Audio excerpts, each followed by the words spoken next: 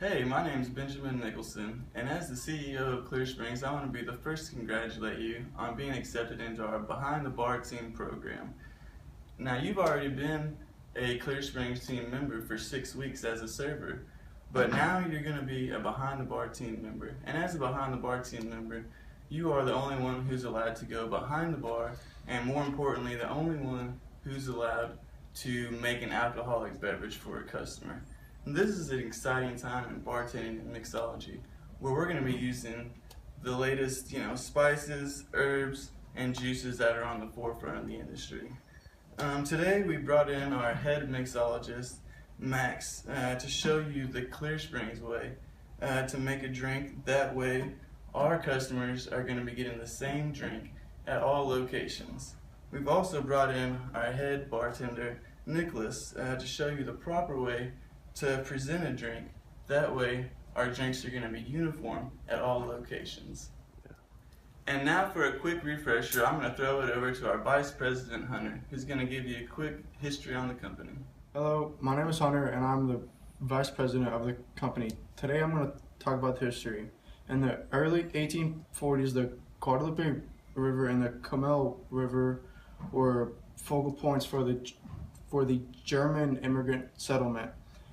The land of the restaurant, which sits on today, was served by a war hero, James Bowie of the Alamo.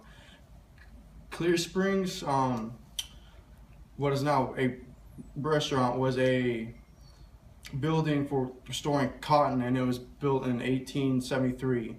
And then in later time, it was for dance parties, political parties, as it went on. The historical building, now a restaurant, Clear Springs, which is a historical atmosphere. And now we're going to go turn it over to our head mixologist, Max. My name is Max and I'm head mixologist. One of the most coveted positions in Clear Springs is a professional bartender. Bartending is a social job. Also, you don't need a degree. Bartending involves a little more than pouring beer in a mug. Bartenders must understand how to talk to people, how to make and sell drinks, and most importantly, how to deliver a great experience to the guests. Learn about the responsibilities, character traits, and skills required to make a great professional bartender. Bartenders prepare alcoholic beverages every day, but they are also required to know how to serve people, especially intoxicated customers. Professional bartenders must also have excellent cash handling skills, as well as knowing how to run credit cards machine. Also, it is very important to follow simple Clear Springs rules and recipes to provide excellent experience to our customers. Now turn out to our bartender Nicholas, going to show you how drinks presentation. How's it going, guys? My name's Nick and I'm the head bartender of Clear Springs. First off, I'm just going to show y'all some of the stuff I have. This is a jigger. This is what we measure the shots with. This top one's going to be 1 shot, and the bottom one is 0.75 shot. Right here I got a short glass. This is what we mix our single shot drinks in. And right here we have a tall glass. That's what we mix the double shot drinks in. And this is a shaker.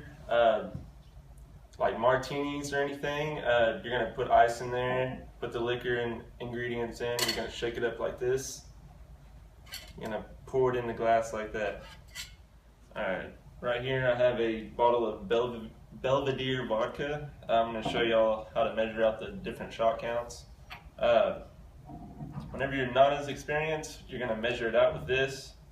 So you just go right here, like that. And whenever you get more experience, you can just kind of tell how long it takes to pour a shot. It's usually around 4 seconds, so it's going to be something like this. Alright, so there's different ways to prepare a shot. If they ask for it neat, that means it's no ice, it's just going to be straight up like this. If they want it chilled, you're going to add some ice to the shaker cup and you're going to shake it up and then drain it in there.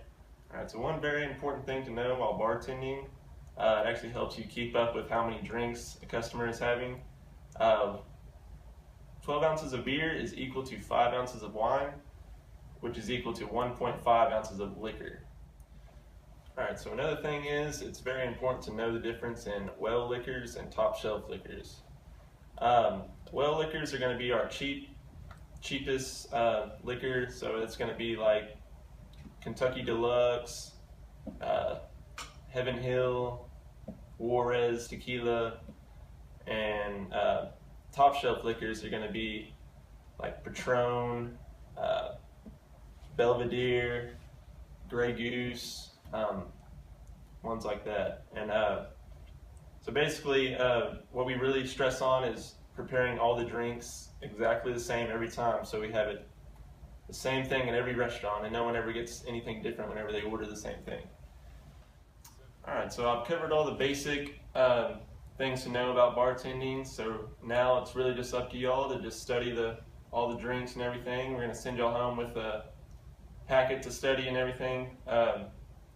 Good luck. I'm going to throw it back to Benjamin now. Now I want to talk to you about one of the trickiest subjects in bartending, knowing when to cut someone off.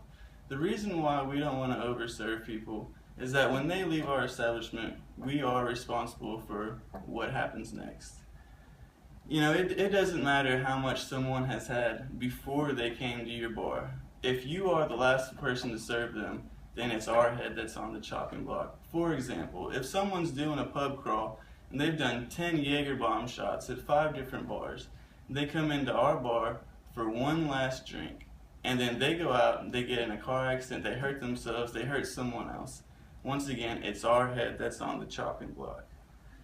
Now, cutting someone off is a very, very tricky situation. You don't want to just come right out and say, hey, you're cut off, for many reasons. One, if they are to that point, that probably means that they're a good customer, and you don't want to say something to upset them so that they don't come back in. Two, you know, everyone has a different tolerance. You can't just say, oh, it's a certain number of drinks and you're cut off, because some people are better at hiding it than other people.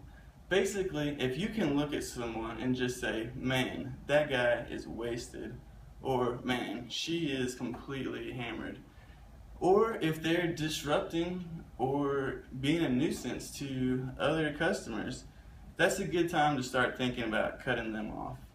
The best technique is just to try and, lean in and make it personal. Just say, hey man, you're my buddy and I'm glad that you came in, but I just can't serve you anymore. Or another thing is, when you slide that last drink to them, say, hey, this is gonna be the last one, man. And if you need to, throw the manager under the bus. Say, hey, I'm really glad you came in today, but my manager, he says, it's time to cut you off. And don't ever just say the words cut you off, because that is like a dagger in the heart of a drunk. So, just remember that most likely they're not going to remember it, and maybe the next time they come in, they may even have a chuckle about it. So, ultimately, if don't get to an argument, bring a manager in, and a manager is always going to have your back. Well, that's it for now, guys. We hope that you learned a lot, and we can't wait to see you behind the bar at a Clear Springs restaurant.